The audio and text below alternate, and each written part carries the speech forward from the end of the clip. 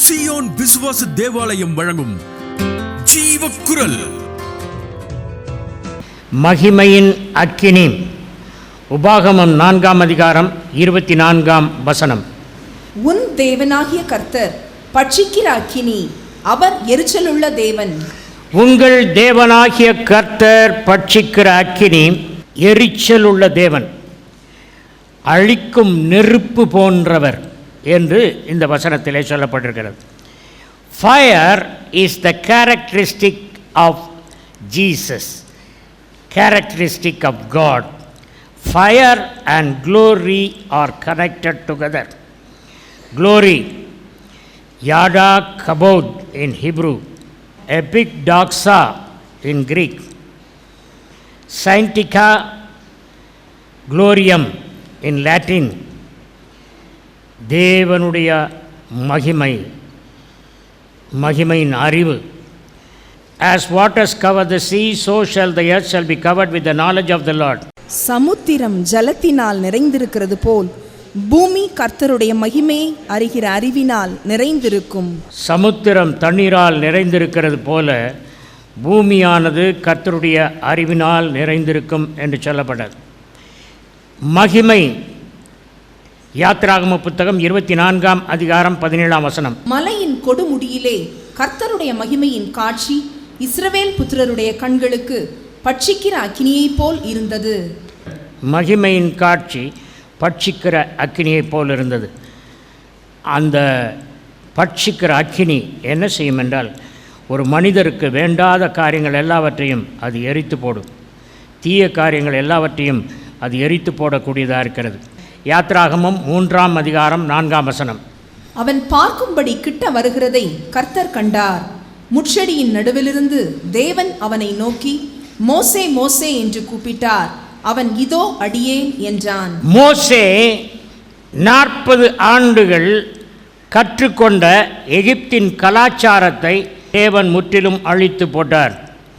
இப்பொழுது பேச்சுத்திறன் வாய்ந்த அவன் மந்த நாவுடையவனாய், திக்கு வாயுடையவனாய் இருக்கின்றான். அந்த முட்செடி கிட்ட போய் என்ன, அதை பார்க்கும்படி கிட்ட வருகிறதை கர்த்தர் கண்டார். நீங்கள் சூப்பர் நேச்சுரலாக பார்க்கிறதற்கு ஆவலுடையவர்களாய் கிட்ட வரும்பொழுது தான் கர்த்தர் உங்களோடு பேசுவார். If you are not able to discern the natural from the supernatural, you cannot see and hear the word of God. Every believer needs to have the fiery experience that Moses had. இந்த மகிமை வந்தால் என்ன ஆகும்னா, நமக்கு ஆண்டவருடைய வார்த்தையின் மேல் அசாதாரண தாகம் உண்டாகும். We will have a deep passion for the word of God, for the presence of God. நம்ம சும்மா இருக்க முடியாது, அவருடைய பிரசன்னத்துக்குள்ளேயே இருக்கணும், அவரை பார்க்கணுங்க ஆசை வந்துடும். மோசே இந்த அக்கினி தரிசனத்தை பார்த்த பின்பு அந்த நாளிலிருந்து தினந்தோறும் மோசேக்கு அந்த காட்சி கண்முன்னால் வந்து நின்றது. அவன் அதை மறக்கவே இல்லை.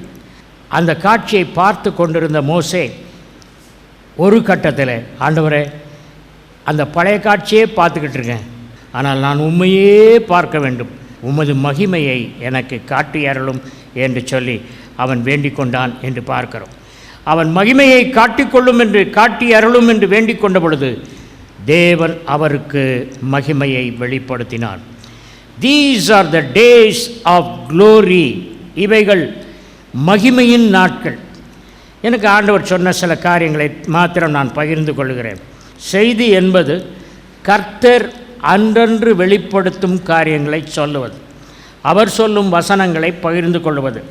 மத்தேயு 6ஆம் அதிகாரம் 13ஆம் வசனத்திலே, எங்களை சோதனைக்குட்பட பண்ணாமல் தீமையினின்று எங்களை ரட்சித்துக் கொள்ளும், ராஜ்யமும் வல்லமையும் மகிமையும் என்றென்றைக்கும் உம்முடையவைகளே, ஆமேன் என்பதே. 3 காரியம் சொல்லப்பட்டிருக்கிறது. என்னெல்லாம்? ராஜ்யம், வல்லமை, மகிமை. இயேசு கிறிஸ்து முதல் பண்ண பிரசங்கம் ராஜ்யத்தை பற்றி, kingdom of God. Repent, the kingdom of God is at hand. John the Baptist preached about the kingdom of God. உயிர்த்தெழுந்த இயேசு கிறிஸ்து 40 நாட்கள் தேவனுடைய ராஜ்யத்தை பற்றி பிரசங்கித்தார். அப்போஸ்தலனாகிய பவுல் தேவனுடைய ராஜ்யத்தை பற்றி பிரசங்கித்தார். So that was the time of the kingdom of God, அவருடைய ராஜ்யம். அதுக்கப்புறம் அந்த ராஜ்யத்தை பற்றி தான் நிறைய பேர் பேசிகிட்டே வந்தாங்க. பல நூற்றாண்டுகள் உருண்டு கொண்டு போன சமயத்தில் 19ஆம் நூற்றாண்டு 20ஆம் நூற்றாண்டு வந்தவுடன் ஓரல் ராபர்ட்ஸ், ஜாக் ஹோக்கோ, A A Allen, Kenneth Hagin, T L Osborn இவர்களுடைய காலத்தில் நீங்கள் பார்ப்பீர்கள் என்று சொன்னால் வல்லமை, anointing. Kingdom stands for faith. How do you enter into the kingdom? தேவனுடைய ராஜ்யத்துக்குள்ளே எப்படி பிரவேசிக்கிறீங்க? மனம் திரும்புங்கள், தேவனுடைய ராஜ்யம் சமீபமாக இருக்கிறது. தேவனுடைய ராஜ்யம் சமீபமாக இருக்கிறது என்று விசுவாசித்து நீங்கள் மனம் திரும்பும் பொழுது தேவனுடைய ராஜ்யத்தின் பிரஜையாக மாறுகிறீர்கள். தேவனுடைய ராஜ்யத்தின் பிரஜையாய் மாறினவர்களுக்கு ஃபர்ஸ்ட் ப்ரமோஷன் உம்முடைய வல்லமை, அடுத்த ப்ரமோஷன் மகிமை. அப்போஸ்தலனாகிய பவுல் சொல்லியிருக்காரு, ஸ்திரீகள் சபையில் பேசக்கூடாது அப்படின்ட்டுருக்கார். அப்போ என்ன அதுக்கு ஒரு இன்டர்பிரிட்டேஷன் கொடுத்தாங்கன்னா, ஸ்திரீகள் மேடை ஏறி பிரசங்கம் பண்ணக்கூடாது அப்படின்னு கொடுத்தாங்க.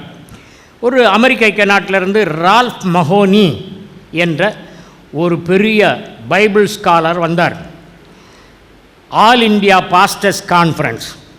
அந்த ஆல் இண்டியா பாஸ்டர்ஸ் கான்ஃபரன்ஸில் மஹோனிக்கு அவருடைய அமெரிக்கன் ஆக்சென்ட் புரிஞ்சு டிரான்ஸ்லேட் பண்ணக்கூடிய ஒரு ஆளை தேடினாங்க. அப்போ என்ன சொன்னாங்க, pastor you have to translate for Ralph Mahoney அப்படின்னாங்க. அவர் பேச போகிறார் மணிக்கணக்கில், அதுக்கு மொழிபெயர்க்கணும். நான் சரின்னு சொன்னேன். ரால்ஃப் மஹோனிக்கு பேசிகிட்டு இருக்கேன்.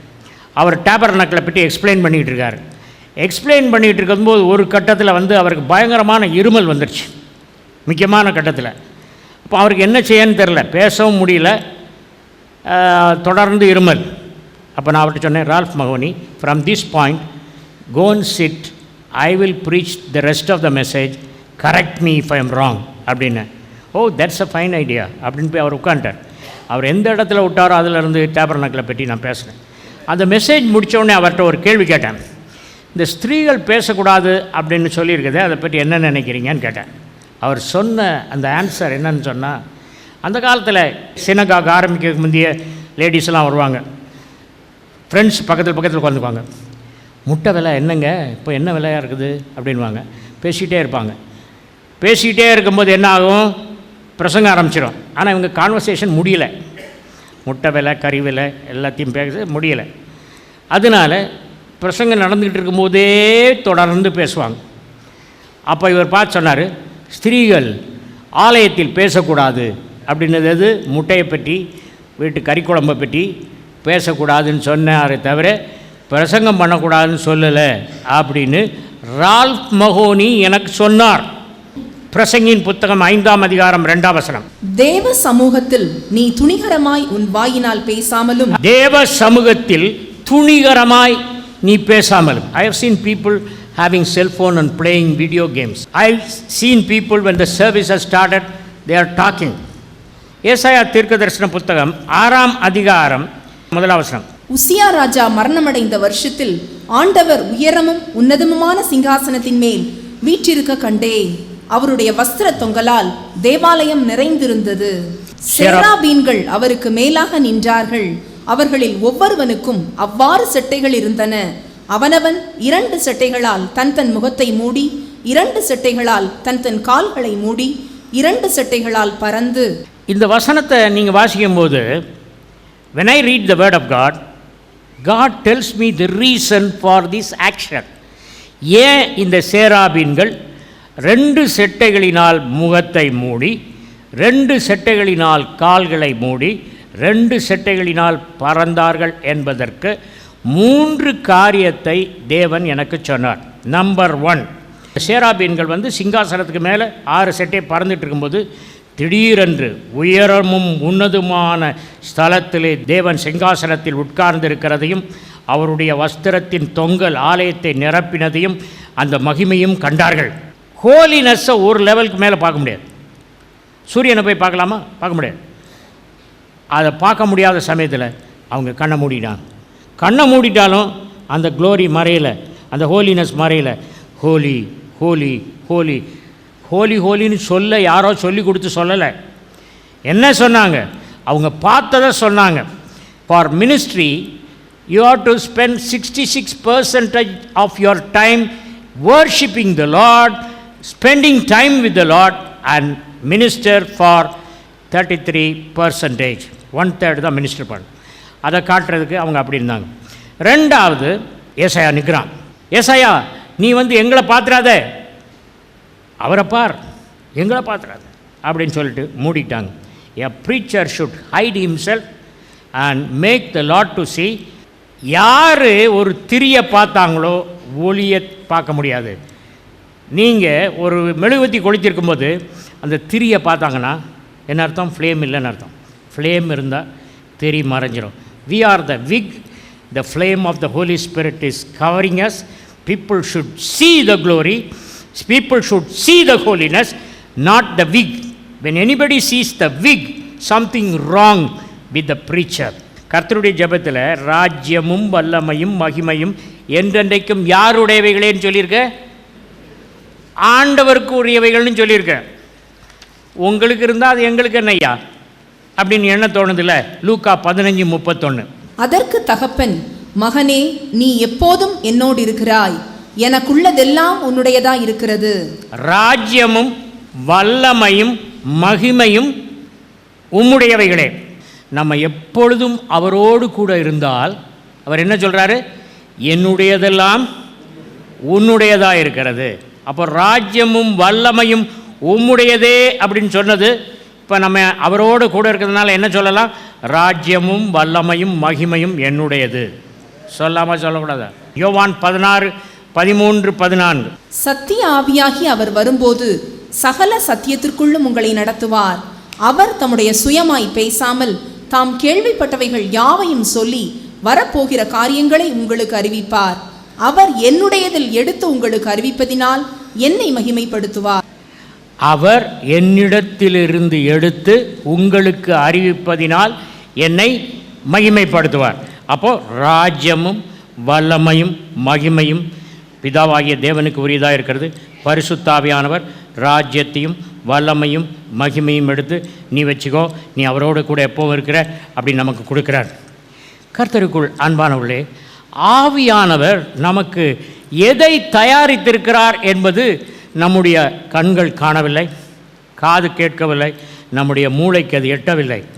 ஆனால் ஆவியானவரோ அதை நமக்கு வெளிப்படுத்தி இருக்கிறார் என்று 1 கொரிந்தியர் 2:9-10 எழுதியிருக்கிறபடி, தேவன் தம்மில் அன்பு கூறுகிறவர்களுக்கு ஆயத்தம் பண்ணினவைகளை கண் காணவும் இல்லை, காது கேட்கவும் இல்லை, அவைகள் மனுஷனுடைய இருதயத்தில் தோன்றவும் இல்லை. நமக்கோ தேவன் அவைகளை தமது ஆவியினாலே வெளிப்படுத்தினார். நமக்கோ தேவன் அவைகளை ஆவியினால் வெளிப்படுத்தினார். 25ஆம் சங்கீதம் 14ஆம் வசனம். கர்த்தருடைய ரகசியம் அவருக்கு பயந்தவர்களிடத்தில் இருக்கிறது, அவர்களுக்கு தம்முடைய உடன்படிக்கையை தெரியப்படுத்துவார். கர்த்தருடைய ரகசியம் அவருக்கு பயந்தவர்களிடத்தில் இருக்கிறது. கர்த்தருடைய ரகசியம் அவருக்கு பயந்தவர்களிடத்தில் இருக்கிறது. கர்த்தருக்குரிய பயம் நமக்கு இல்லை. கர்த்தருக்குரிய பயம் இருக்கிறவர்களுக்கு கர்த்தர் தமது ரகசியத்தை வெளிப்படுத்துவார். கர்த்தருக்குள் அன்பானவர்களே, பழைய ஏற்பாட்டு காலத்தில் அந்த பட்சிக்கிற அக்கினியாக இருந்தார். அது கொஞ்சம் தப்பு செய்தாலும் பட்சித்துருவார், பட்சிக்கிற அக்கினி. ஆனால் புதிய ஏற்பாட்டு காலத்தில் இயேசு கிறிஸ்து மகிமையின் அக்கினியை போட வந்திருக்கிறார். வாசிக்கலாம், லூக்கா 12:49 வசனம். பூமியின் மேல் அக்கினியை போட வந்தேன், அது இப்பொழுதே பற்றி எறிய வேண்டுமென்று விரும்புகின்றேன். நான் பூமியில் அக்கினியை போட வந்தேன்னு அன்னைக்கு சொன்னார். 2000 வருஷத்துக்கு முந்தி. இன்னைக்கு அந்த அக்கினியை போடுறார். I demonstrate. I want to throw a fireball sometime when God gives me permission on you, and you will receive the glory. Your life will be transformed. இனி நம்ம வர்ற காலம் ரொம்ப super natural miracle, unusual miracles. எபிரேயர் 6:5 வசனம். தேவனுடைய நல் வார்த்தையும் இனிவரும் உலகத்தின் பலன்களையும் ருசி பார்த்தும். வாசித்து பார்க்கல, ருசி பார்க்கணும். ருசி பார்த்து தான் நான் படிக்கிறேன். கொஞ்ச வருடங்களில் நாம் 1000 வருட அரசாட்சிக்குள் கடந்து செல்ல இருக்கிறோம். அப்போது இயேசு கிறிஸ்து எருசலேமில் சிங்காசனத்தில் உட்கார்ந்து இந்த உலகத்தை ஆட்சி செய்வார். நம்ம ஆவியின் படைப்புகளால் நிமெட்டிகான் சோமா என்ற நிலையில் அவரோடு கூட ஆட்சி செய்வோம். அவரோடு கூட ஆட்சி செய்யும் அந்த நாட்களிலே வல்லமையான அற்புதங்கள் நடைபெறும். நமக்கு ஆண்டவருடைய வெளிப்பாடுகள் கிடைக்க வேண்டுமென்றால் நமக்கு ஒரு தாகம் ஏற்பட வேண்டும்.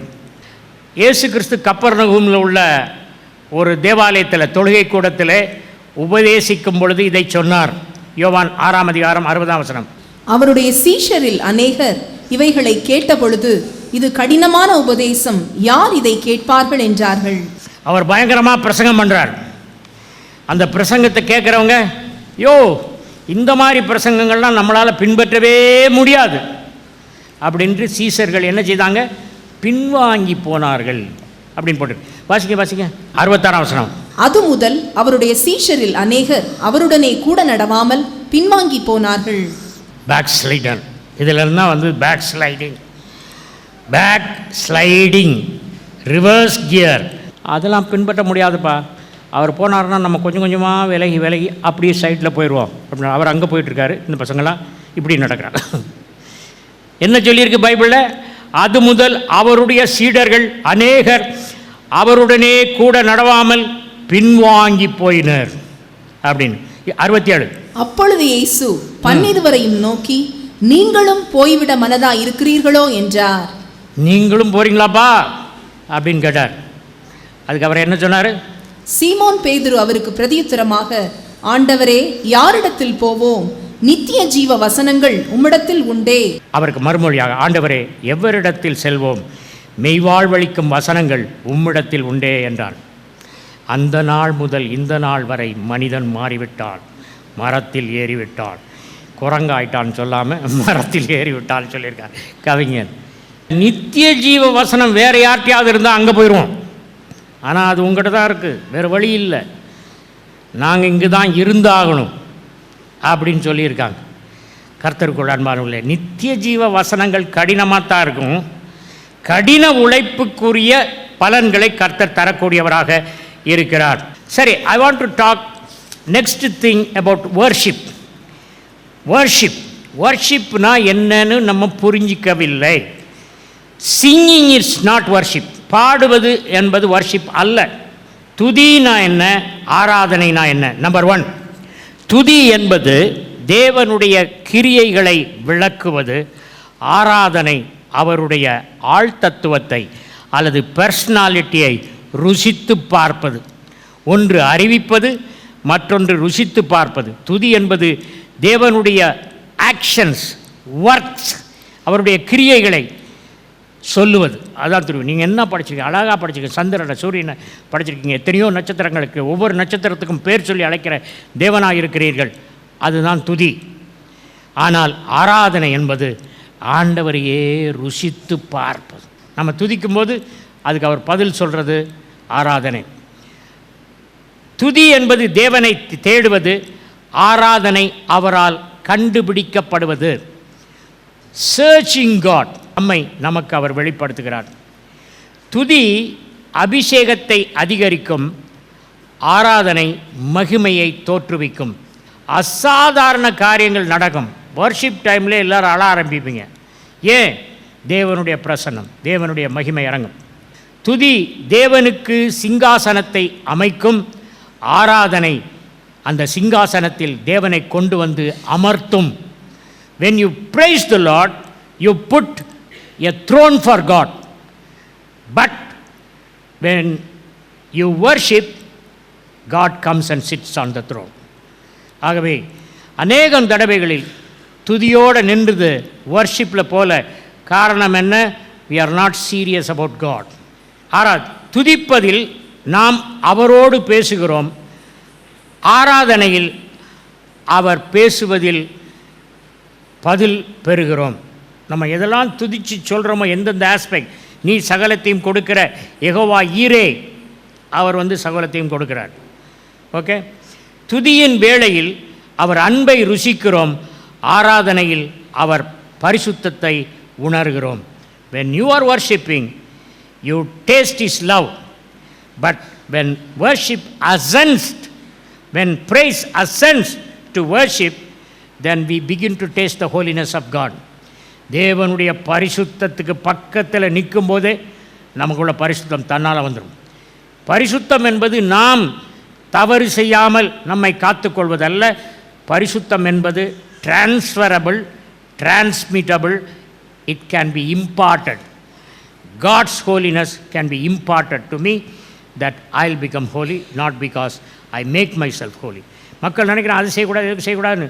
எவ்வளோதான் செய்யாமல் நம்ம இருந்தாலும் கரை தான். நம்முடைய கிரியைகள் எல்லாம் கந்தை. ஆனால் அவர் அந்த ஹோலினஸை இம்பார்ட் பண்ணும்போது அவருடைய சுவாபம் நமக்குள் வந்துவிடும். துதி ராயல் ப்ரொசஷன், அரச ஊர்வலம். ஆராதனை அவரது முடிசூட்டு விழா. காரனேஷனுக்கு போகிறதுக்கு முந்தி, காரனேஷன்னா கிரீடம் வைக்கிற அந்த விழா, அதுக்கு முந்தி ப்ரொசஷன் போவாங்க. praise is royal procession, worship is royal crowning, coronation. ஆண்டவருக்கு கிரீடம் சூட்டுவது. யூதர்கள் ரொம்ப பயப்படாங்க. யூதர் ரபிகள் எனக்கு கடிதம் எழுதுவாங்க.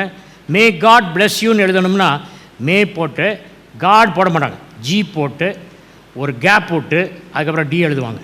என்னடா அவன் ஜியில் ஓவை டைப் பண்ண விட்டான் அப்படின்னு நான் கேட்டேன். என்னப்பா காடுக்கு பதிலாக ஜிடி போட்டிருக்க, ஜிடினா என்னது அப்படின்னு அது சொன்னால், வவல்ஸை காடுக்கு யூஸ் பண்ணக்கூடாது. AEIOU, these are vowels. We are very respect to God. Mississippi mass ஸ்கொயர்னு ஒன்று இருக்குது. ஒரு பாட்டு ஃபுல்லாக அல்லேலூயா.